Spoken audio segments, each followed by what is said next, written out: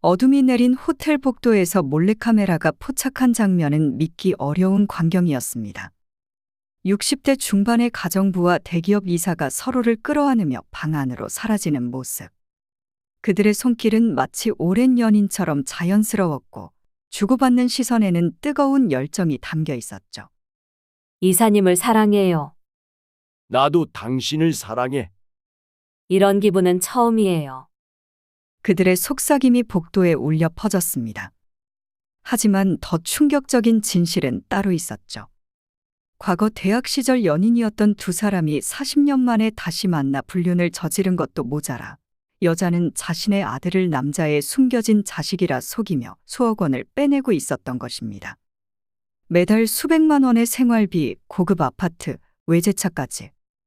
모든 것이 한 남자의 부성애를 이용한 치밀한 사기극이었습니다. 아빠라고 부르는 20대 청년의 목소리에 담긴 거짓과 친자검사 결과지를 받아든 남자의 떨리는 손. 그리고 진실이 드러났을 때 울부짖는 여자의 변명들. 우리 젊은 날 그렇게 사랑하지 않았나요? 며칠 전 우리 흥신소를 찾아온 한 30대 여성의 절박한 목소리가 아직도 귀에 맴돕니다. 아버지가 요즘 너무 이상해요. 가정부와 너무 가까워지신 것 같아서요.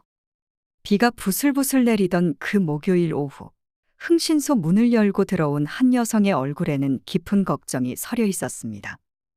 30대 초반으로 보이는 그녀는 단정한 정장 차림이었지만 손끝이 미세하게 떨리고 있었죠. 15년간 흥신소를 운영하면서 깨달은 게 있다면 이런 표정을 짓고 찾아오는 의뢰인들은 10중 8구 평범하지 않은 사연을 품고 있다는 것이었습니다. 어서 오세요. 자리에 앉으시고 차라도 한 잔 드릴까요? 여자는 조심스럽게 의자에 앉으며 고개를 저었습니다. 아니요, 괜찮습니다. 저 급한 일이라서요. 그녀가 가방에서 명함을 꺼내 건넸습니다. 한수진, 모기업 과장이라고 적혀 있었죠. 차분해 보이는 직함과 달리 그녀의 목소리는 불안감으로 떨리고 있었습니다. 소장님, 저희 아버지 일 때문에 왔어요. 최근 행동이 이상하세요. 저는 메모장을 꺼내며 천천히 그녀의 이야기를 듣기 시작했습니다. 수진 씨의 아버지는 정탁이라는 분으로 60대 중반의 대기업 이사였다고 했습니다. 나이에 비해 정정하고 사회적 지위도 상당한 분이라고 하더군요.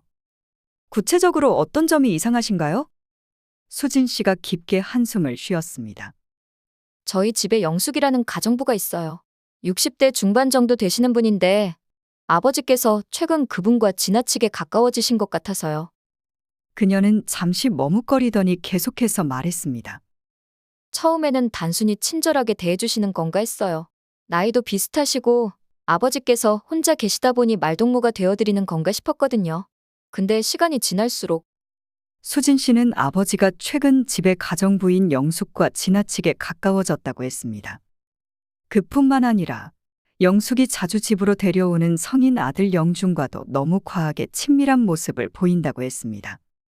수진 씨가 목격한 장면들을 들어보니 그 관계는 정말 이상했습니다.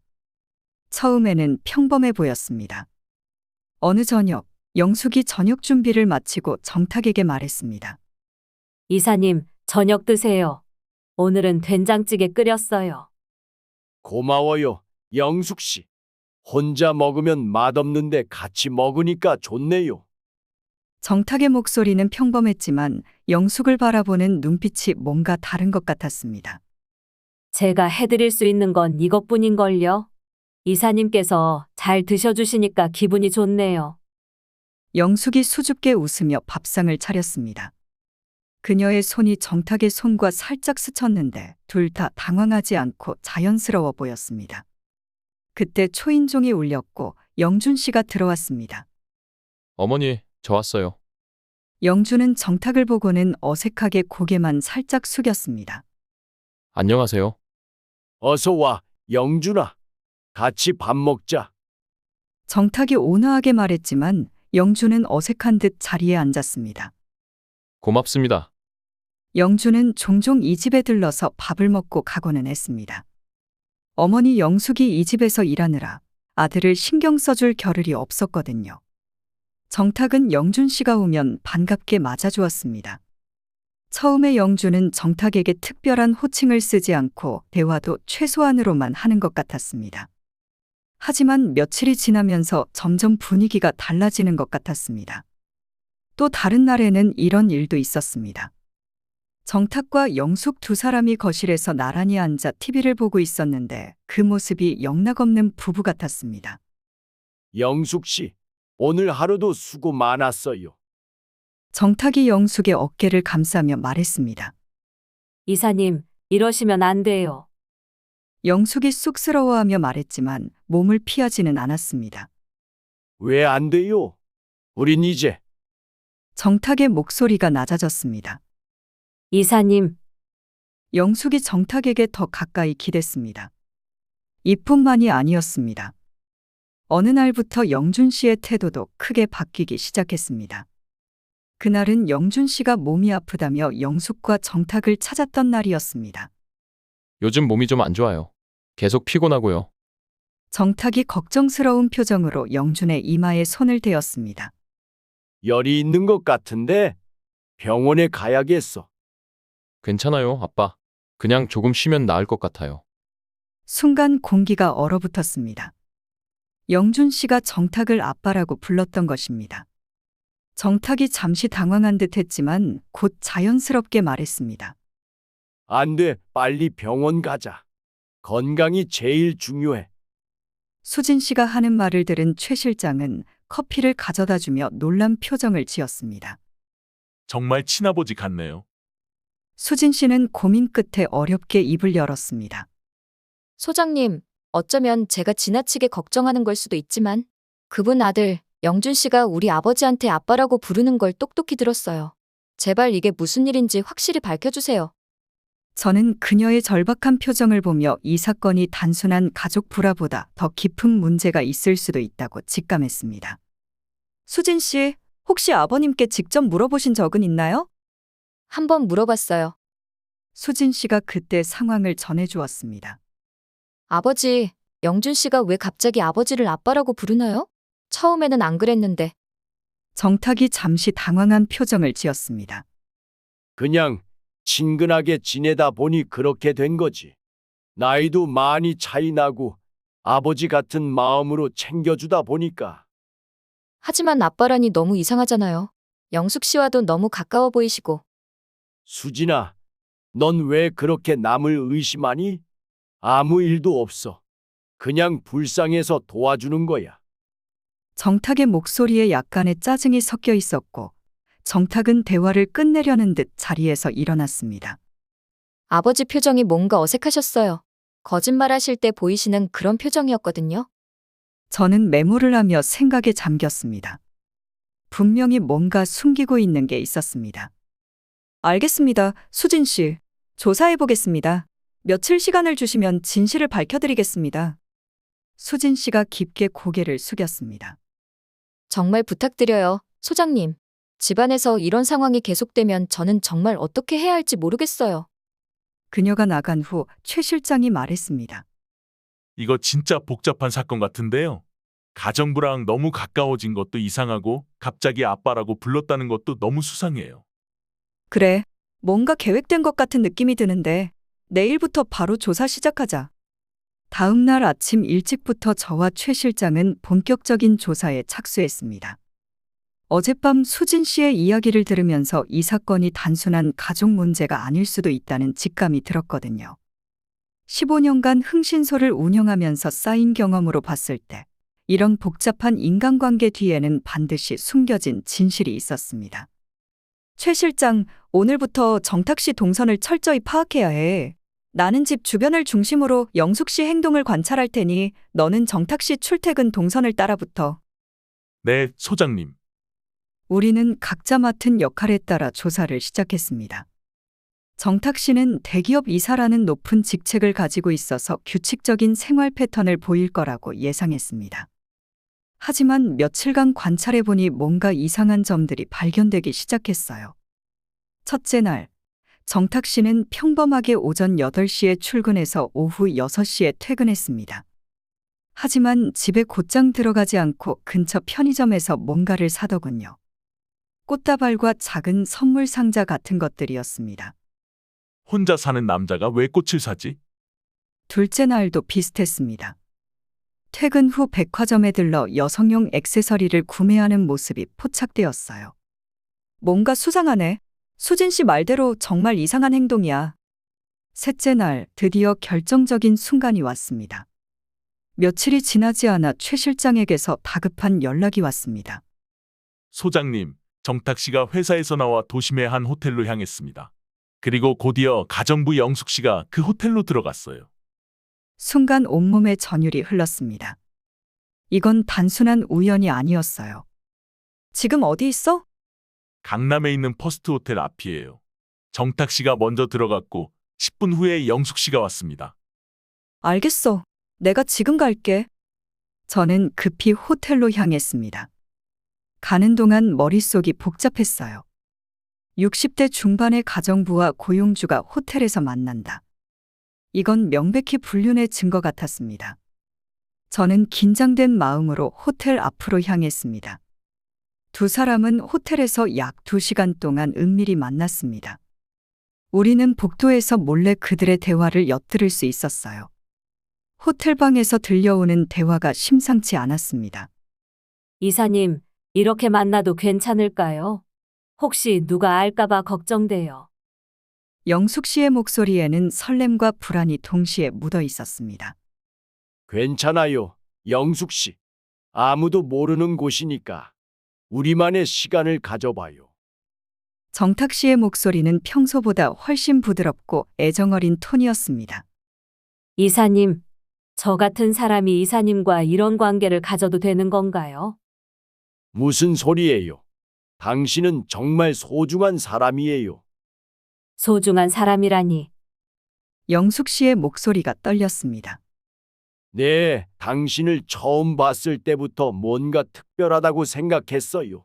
이제 우리 솔직해져요. 더 이상 숨기지 말고. 네, 이사님. 잠시 후 더욱 사적인 대화가 이어졌습니다. 이사님, 영준이 우리 아들. 영준이 말이에요. 앞으로도 계속 보살펴 주실 거죠? 물론이죠. 영숙 씨와 나의 아들인데요. 아무런 걱정 말아요. 저는 순간 제 귀를 의심했습니다. 정말 영준 씨가 두 사람 사이의 아들이 맞았다는 건가? 이게 대체 어찌 된 일인지 파악해내야만 했습니다. 약 2시간이 지난 후 드디어 두 사람이 호텔에서 나왔습니다. 복도에서 나누는 마지막 대화도 들을 수 있었어요. 이사님, 오늘 정말 행복했어요. 나도요, 영숙 씨. 이런 시간이 더 많았으면 좋겠어요. 저도요. 하지만 조심해야죠. 네, 다음 주에 또 만나요. 같은 시간에. 네, 기다릴게요. 두 사람이 가볍게 포옹을 한 후 서로 다른 엘리베이터를 탔습니다. 이후 정탁 씨는 영숙 씨를 집 근처의 카페에서 내려주었는데 그의 표정은 매우 긴장되어 있었습니다. 카페 앞에서의 대화도 의미심장했습니다. 영숙 씨, 집에 들어갈 때 자연스럽게 행동해요. 네, 이사님. 평소처럼 할게요. 그리고 혹시 수진이가 뭔가 물어보면 시장 갔다 왔다고 할게요. 좋아요. 그럼 조심해서 들어가세요. 네. 이사님도 조심해서 가세요. 두 사람이 헤어진 후 저와 최 실장은 사무실로 돌아왔습니다. 최 실장이 저를 보며 말했습니다. 소장님, 보아하니 이 사건은 단순한 불륜이 아닌 것 같아 보입니다. 뭔가 좀 더 복잡한 관계 같아요. 저는 고개를 끄덕였습니다. 사건이 생각보다 더 깊다는 직감이 들었습니다. 맞아, 생각보다 훨씬 오래된 관계인 것 같아. 게다가 뭐라고? 정말 영준 씨가 두 사람의 아들이라고. 이건 단순한 육체적 관계를 넘어섰어. 그럼 수진 씨한테 보고해야 할까요?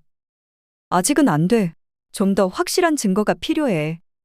다음 날부터 저는 더 깊이 있는 조사에 들어갔습니다.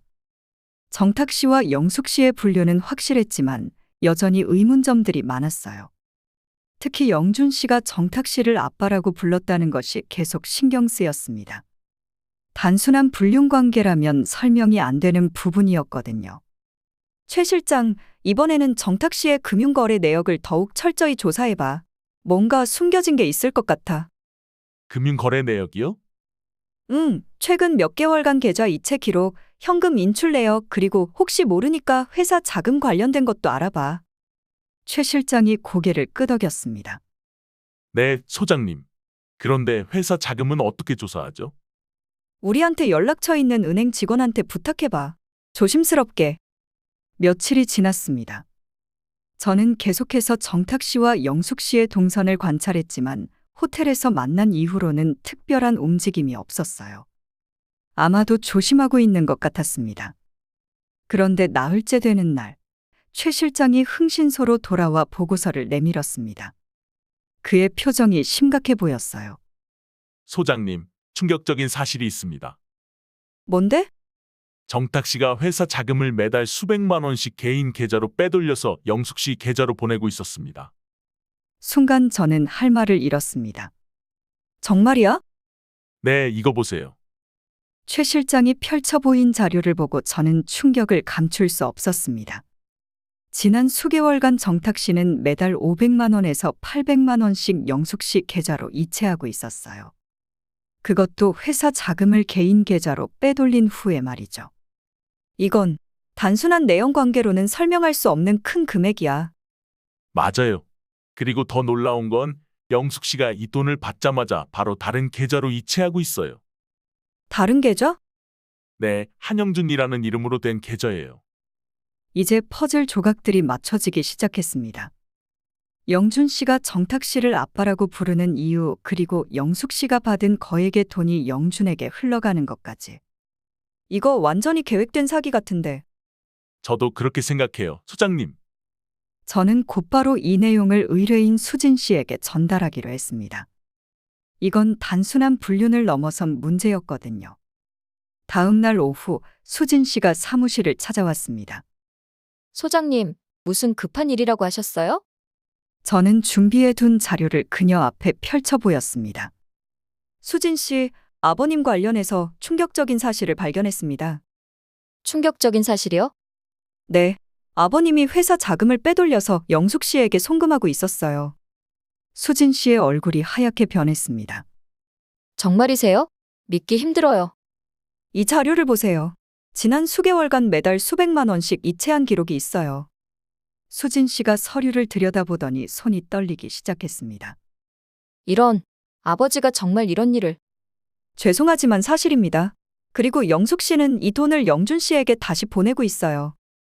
영준 씨한테요? 네, 이건 단순한 불륜이 아닐 수도 있어요. 수진 씨가 자리에서 일어났습니다. 제가 아버지를 직접 만나 확인해야겠어요. 수진 씨, 조심하세요. 섣불리 추궁하시면. 아니에요.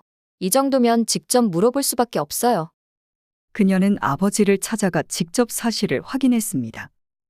수진 씨가 나중에 전해준 그날의 상황은 충격적이었어요.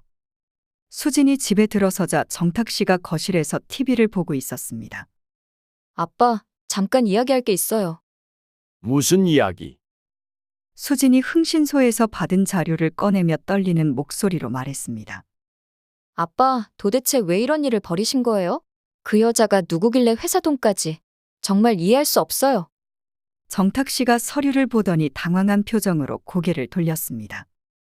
이건 어디서 구한 거야? 그게 중요한 게 아니에요. 아빠, 정말 영숙 씨한테 이렇게 많은 돈을 보내신 거예요? 수진아, 그건 회사 돈을 빼돌리신 거죠? 횡령이잖아요. 정탁 씨가 적당히 변명하기 시작했습니다. 내가 잠시 판단력이 흐려졌던 것 같다. 영숙 씨가 어려운 상황이라고 해서. 어려운 상황이라고 해서 회사 돈을 빼돌려요? 아빠는 대기업 이사시잖아요. 수진아, 목소리 좀 낮춰라. 목소리를 낮추라고요? 지금 이 상황에서? 수진이 더욱 격양된 목소리로 말했습니다. 아빠, 정말 영숙 씨와 그런 관계세요?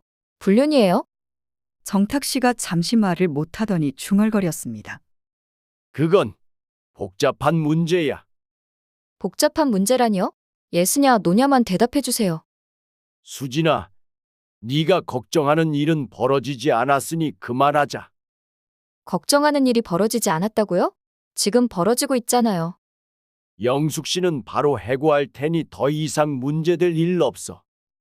수진이 믿기 어렵다는 표정을 지었습니다. 해고한다고 해서 끝이에요? 이미 보낸 돈은 어떻게 하실 건데요?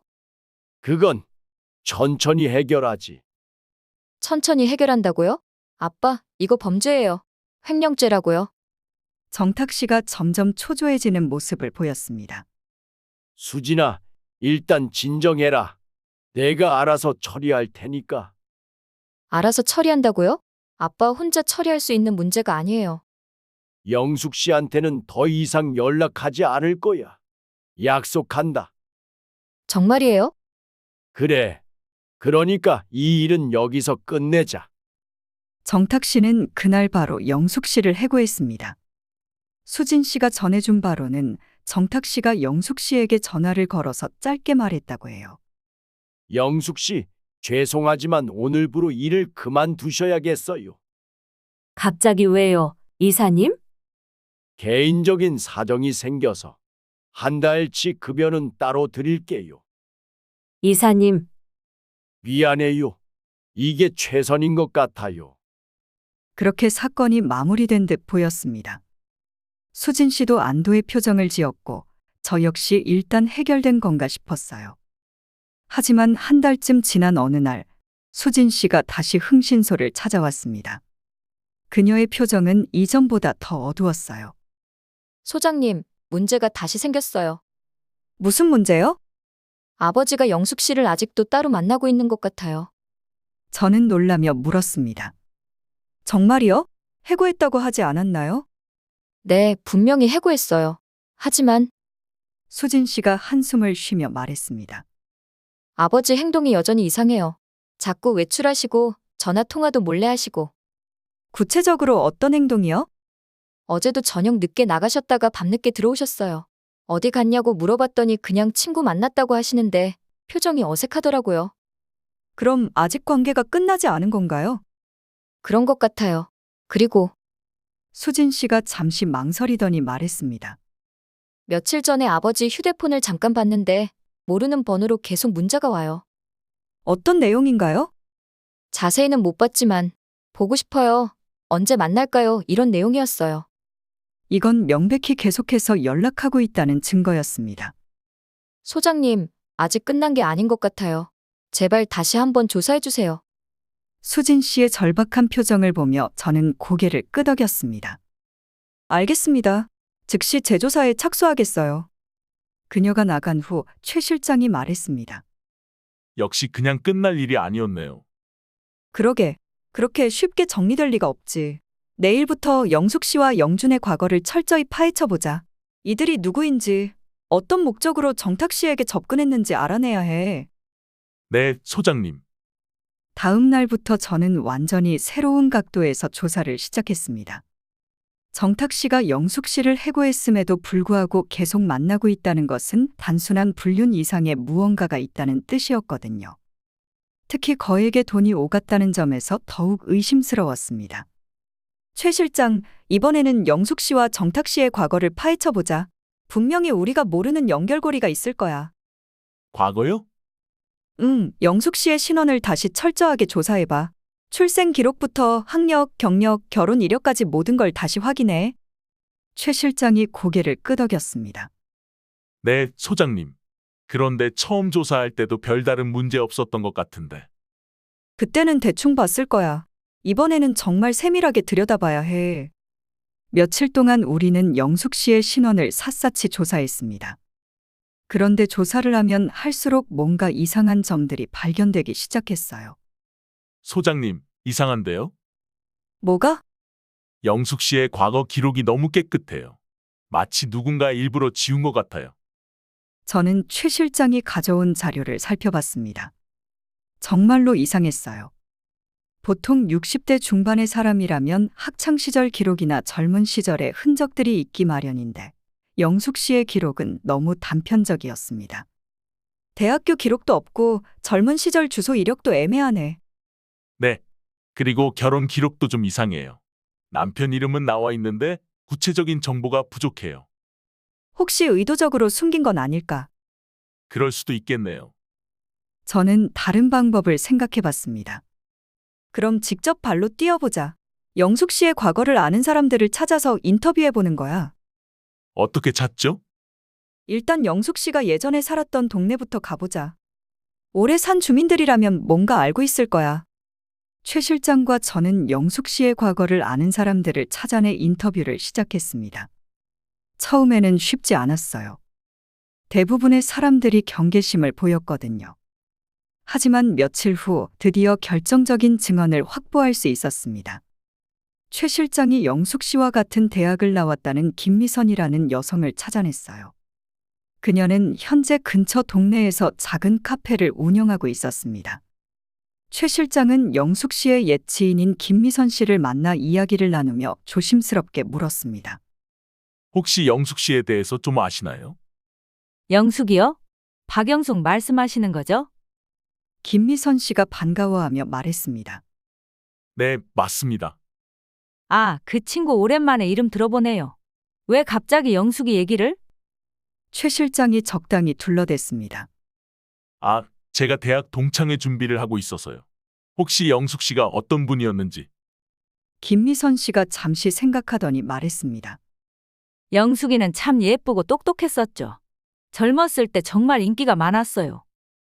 젊었을 때요? 네, 대학교 때도 성적 우수하고. 그때는 정말 촉망받는 여학생이었는데. 최 실장이 더 자세히 물어봤습니다. 혹시 대학 시절에 특별한 사람이 있었나요? 김미선 씨가 망설이다가 입을 열었습니다. 영숙 씨가 정탁 씨와는 어떤 관계였는지 아시나요? 정탁 씨요? 네, 그 둘은 대학 시절 연인이었죠. 서로 아주 사랑했었는데 집안 반대로 결국 헤어진 걸로 알고 있어요. 순간 최 실장의 눈이 반짝였습니다.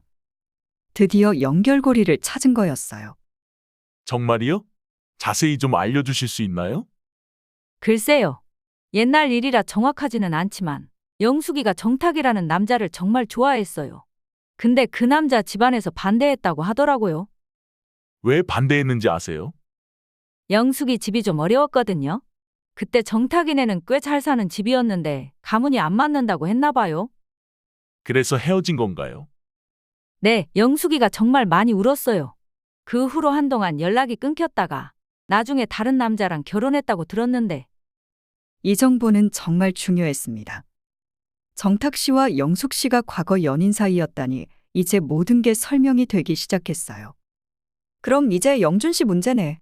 영준 씨는 정말 정탁 씨 아들일까? 그것도 조사해봐야죠. 며칠 후 우리는 영숙 씨가 자주 찾아가던 동네의 주민들과 은밀히 접촉해 인터뷰를 진행했습니다.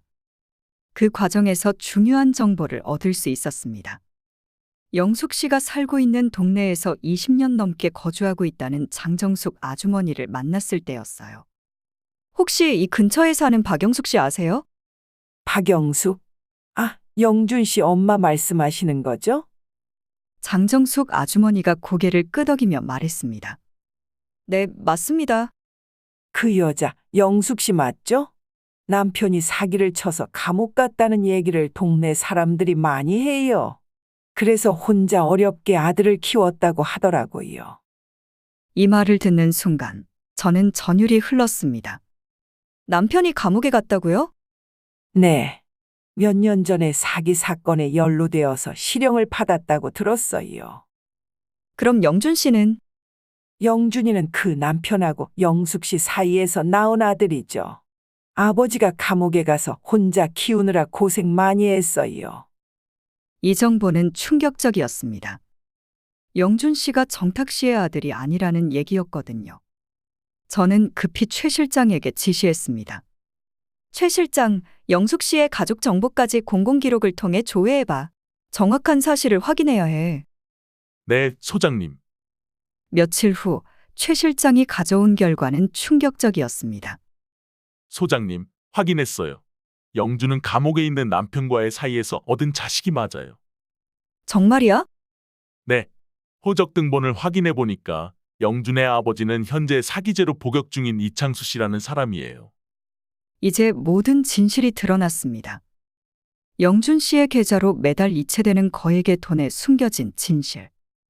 영숙 씨는 과거 연인이었던 정탁 씨에게 접근해서 자신의 아들을 정탁 씨의 숨겨진 아들로 속이고 거액의 돈을 계속해서 얻어내고 있었던 거였어요. 이건 완전한 사기잖아. 저는 이 모든 정보를 정리하며 생각에 잠겼습니다. 과거 사랑했던 여인이 다시 나타나서 자신의 아들이라며 데려온 아이. 외로운 60대 남성에게는 거부하기 어려운 유혹이었을 거예요. 영리한 사기꾼들이네. 정탁 씨의 약점을 정확히 파고들었어. 그런데 소장님, 이제 어떻게 하죠? 일단 더 확실한 증거를 수집해야 해. 그리고 저는 잠시 고민했습니다. 정탁 씨에게 직접 진실을 알려줘야 할까? 아니면 수진 씨를 통해서? 어려운 문제네요. 어쨌든 이 사기를 막아야 해. 정탁 씨가 더 큰 피해를 보기 전에. 우리는 추가 증거 수집에 나섰습니다. 영숙 씨가 정탁 씨를 속이고 있다는 확실한 증거를 잡아내야 했거든요. 창밖을 보니 어느새 밤이 되어 있었습니다. 이 사건은 단순한 불륜에서 시작해서 거대한 사기극으로 발전하고 있었어요. 과연 정탁 씨는 이 진실을 받아들일 수 있을까요? 그리고 수진 씨는 이 모든 상황을 어떻게 받아들일까요? 모든 증거가 수집된 후, 저는 이제 정탁 씨에게 충격적인 진실을 알려줄 때가 되었다고 판단했습니다. 하지만 쉬운 일이 아니었어요. 자신이 아들이라고 믿었던 사람이 완전한 타인이라는 사실을 받아들이기는 정말 어려울 테니까요. 최 실장, 이제 정탁 씨를 만나야 해. 더 이상 속일 수는 없어. 네, 소장님. 그런데 어떻게 말씀드릴까요? 증거부터 보여주고 차근차근 설명하자. 저는 최 실장과 함께 수집한 모든 정보를 정리해서 정탁 씨를 만나러 갔습니다. 김미선 씨의 증언, 장정숙 아주머니의 증언, 그리고 영준의 호적 등본까지 모든 자료를 가지고 갔어요. 정탁 씨는 저희를 보더니 당황한 표정을 지었습니다. 무슨 일로 찾아오셨나요? 정탁 씨, 앉으세요. 중요한 얘기가 있습니다. 저는 조심스럽게 자료들을 그 앞에 펼쳐놓았습니다. 이게 뭔가요? 정탁 씨와 영숙 씨, 그리고 영준에 관한 진실입니다. 정탁 씨의 얼굴이 점점 굳어졌습니다. 우선 이것부터 보세요. 영숙 씨의 대학 동창인 김미선 씨의 증언입니다. 저는 김미선 씨가 증언한 내용을 자세히 설명했습니다. 정탁 씨와 영숙 씨가 대학 시절 연인이었다는 것, 집안 반대로 헤어졌다는 것까지 말이죠. 그리고 이건 영준의 호적 등본입니다. 정탁 씨가 서류를 받아보더니 얼굴이 하얗게 변했습니다. 이게 무슨 뜻인가요? 영준의 친아버지는 현재 사기죄로 복역 중인 이창수 씨입니다. 정탁 씨와는 전혀 관계가 없어요. 정탁 씨는 그럴 리가 없다며 도저히 현실을 받아들이지 못하는 것처럼 보였습니다. 아니야, 이건 잘못된 거야. 영숙 씨가 그럴 리 없어. 정탁 씨, 증거가 명확합니다. 영준이가 나를 아빠라고 부르는데 그게 거짓말이라는 거예요. 우리는 수집한 증거들을 정탁 씨에게 보여주며 정탁 씨에게 영준과 친자 검사를 몰래 해볼 것을 권했습니다. 친자 검사를 해보세요. 그럼 확실해질 거예요. 정탁 씨는 처음에는 거부했습니다. 그럴 필요 없어요. 영준이는 내 아들입니다. 하지만 확실히 하는 게 좋지 않을까요? 아니야. 그런 검사 같은 건 하고 싶지 않아요. 하지만 며칠이 지나자 정탁 씨의 마음이 흔들리기 시작했습니다. 우리가 제시한 증거들이 너무 명확했거든요. 이내 불안감이 점점 커져서 결국 친자 검사를 받기로 했습니다. 알겠어요.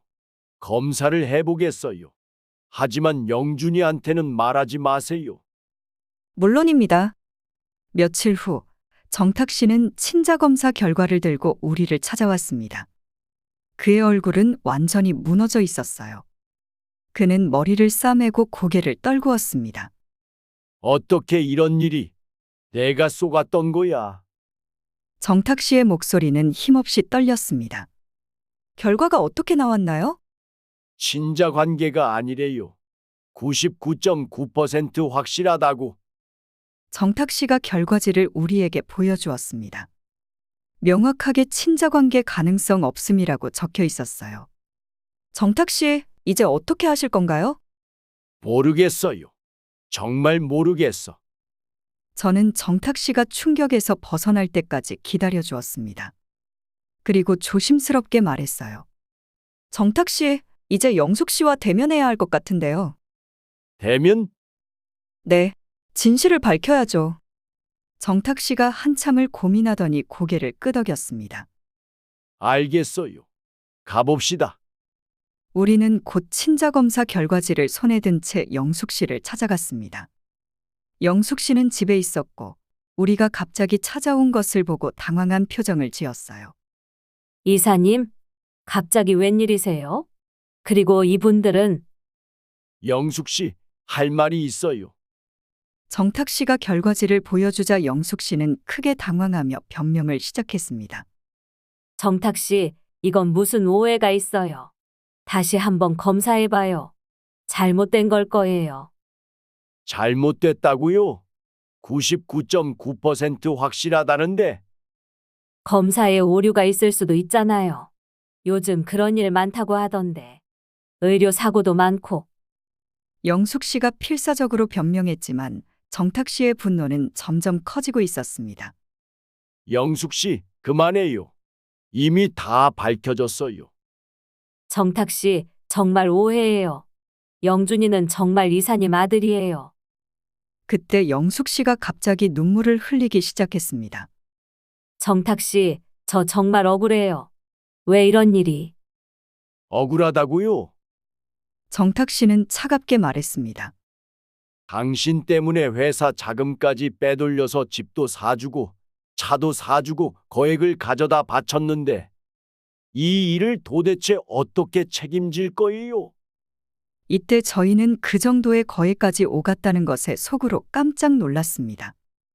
집과 차까지 사줬다니 우리가 파악한 것보다 훨씬 큰 금액이 오간 것 같았어요. 영숙 씨가 잠시 당황하더니 태도를 바꿔 매달리듯 말했습니다. 정탁 씨, 화내지 마세요. 제가 설명드릴게요. 뭘 설명해요? 사실은 영숙 씨가 머뭇거리더니 갑자기 다른 전략을 쓰기 시작했습니다. 우리 젊은 날 그렇게 뜨겁게 사랑하지 않았나요? 정탁 씨도 아직 날 사랑한다고 했잖아요. 지금 그게 중요해요. 중요해요. 정말 중요해요. 우리 사이에 사랑이 있었잖아요. 영숙 씨가 정탁 씨에게 다가가려 했지만 정탁 씨가 뒤로 물러났습니다. 사랑이라고요? 이게 사랑이에요. 그래요. 저는 정말 이사님을 사랑해요. 지금도요. 그럼 왜 거짓말을 했어요? 왜 영준이를 내 아들이라고 속였어요? 영숙 씨가 잠시 말을 못하더니 갑자기 무릎을 꿇었습니다. 정탁 씨, 제발 들어주세요. 저한테도 사정이 있었어요. 무슨 사정? 영준 씨 아버지가 감옥에 가고 저 혼자 아이를 키우기 너무 힘들었어요. 그래서 나를 속인 거예요. 속인 게 아니에요. 정탁 씨가 영준이를 정말 좋아하셨잖아요. 진짜 아버지처럼 말이에요. 영숙 씨의 말에 정탁 씨가 더욱 화가 났습니다. 그걸 지금 말이라고 하는 거예요? 정탁 씨, 제발.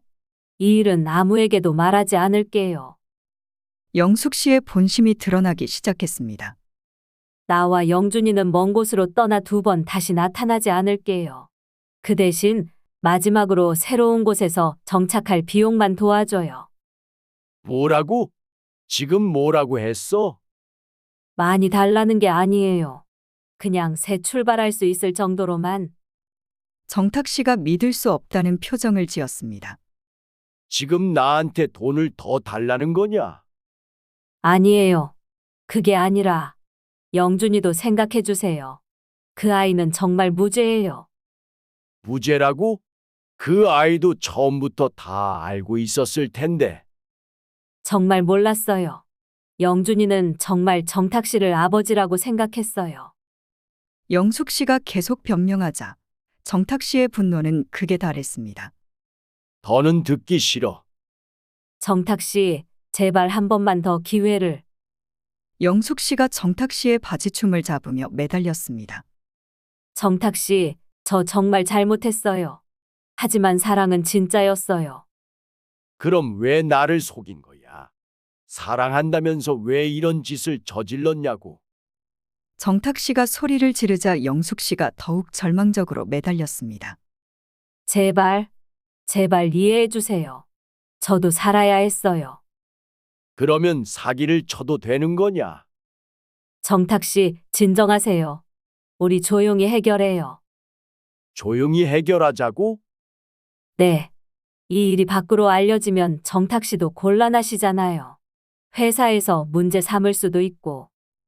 이 말에 정탁 씨는 완전히 폭발했습니다.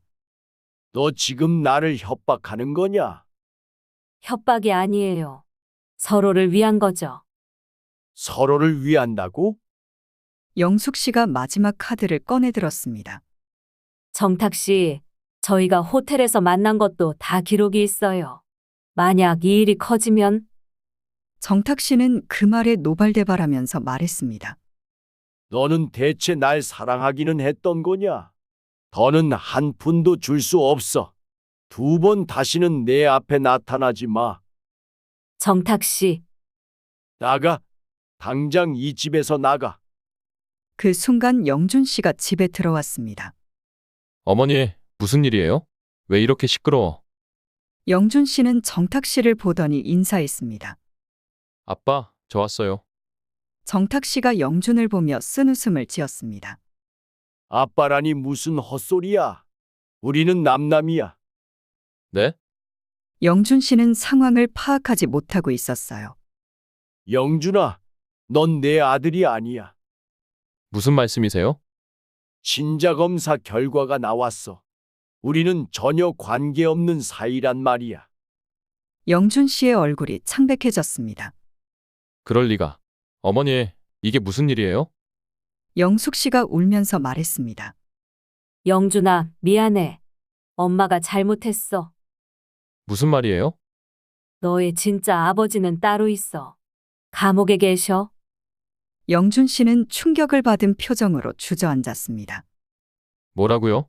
그럼 그동안 저는 정탁 씨가 영준을 바라봤지만 이미 배신감이 너무 컸어요.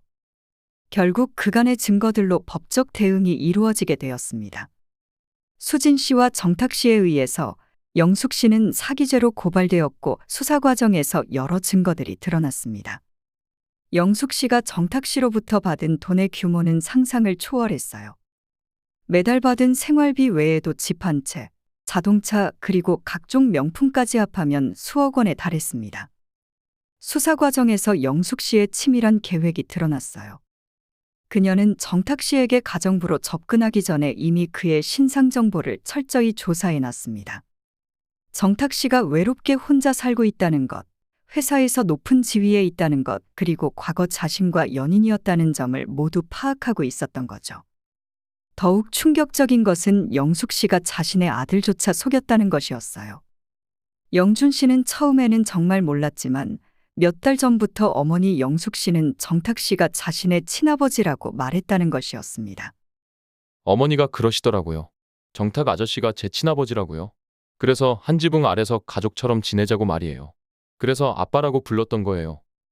영준의 증언에 정탁 씨는 더욱 큰 배신감을 느꼈습니다. 결국 영숙 씨는 사기죄로 3년의 실형을 받고 구속되었습니다. 법정에서도 그녀는 끝까지 자신의 죄를 인정하지 않았어요. 저는 정말 정탁 씨를 사랑했어요. 돈 때문이 아니라 사랑 때문이었다고요. 하지만 판사는 치밀한 계획성과 피해 규모를 고려해 엄중한 처벌을 내렸습니다. 영숙 씨의 범죄를 파헤치는 과정에서 정탁 씨가 회사 돈으로 영숙 씨에게 거액을 건넸다는 사실 역시 드러났습니다. 회사에서는 이를 심각한 문제로 받아들였고 즉시 감사에 들어갔어요.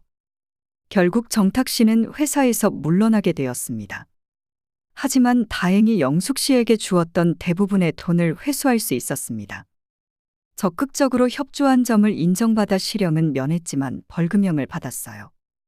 하지만 사회적으로는 큰 타격을 입게 되었습니다. 30년간 쌓아 올린 신뢰가 무너졌어요. 정탁 씨는 나중에 저희에게 그렇게 말했습니다. 영주는 가장 복잡한 상황에 놓였습니다. 어머니는 감옥에 가고 그동안 아버지라고 생각했던 정탁 씨와는 관계가 끊어졌어요. 다행히 정탁 씨가 영준까지 원망하지는 않았습니다. 그 아이도 피해자야. 어머니에게 속은 거니까. 정탁 씨는 영준을 위해 친척집을 연결해줬고 대학 등록금까지 지원해줬어요. 영준 씨는 정탁 씨에게 깊이 사과했습니다. 정말 죄송해요. 처음에는 정말 몰랐어요. 나중에 어머니가 말해줬을 때도 거절했어야 했는데. 괜찮아. 네 잘못이 아니야.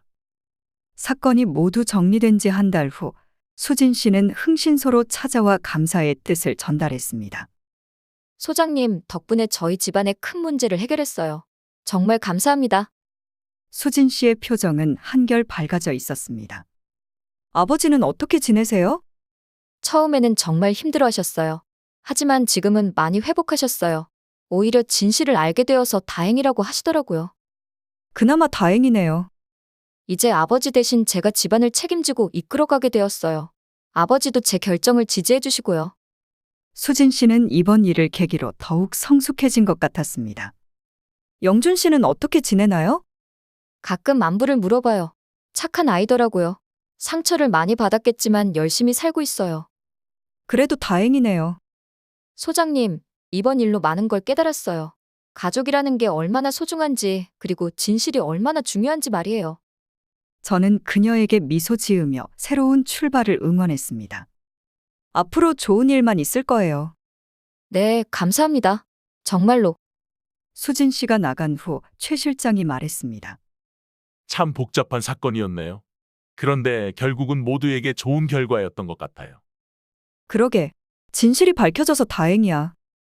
영숙 씨는 정말 치밀했어요. 만약 우리가 조사하지 않았다면 정탁 씨는 평생 속고 살았겠지.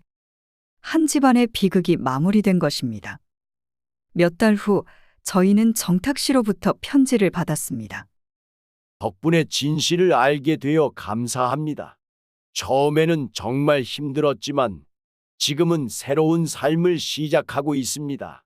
작은 사업을 시작했고 수진이가 많이 도와주고 있어요. 영준 씨도 가끔 안부를 전해오는데 착실하게 살고 있다고 합니다. 비록 어려운 과정이었지만 결국 모든 게 제자리를 찾은 것 같습니다. 저는 이 편지를 읽으며 뿌듯함을 느꼈습니다. 저는 이 일이 씁쓸하면서도 결국은 정의롭게 해결된 사건으로 기억될 거라고 생각했습니다. 이 사건은 사랑이라는 감정을 가장한 탐욕이 만든 비극이었습니다. 영숙 씨는 과거의 사랑을 이용해서 치밀한 사기를 벌였지만 결국 진실은 드러나게 마련이죠.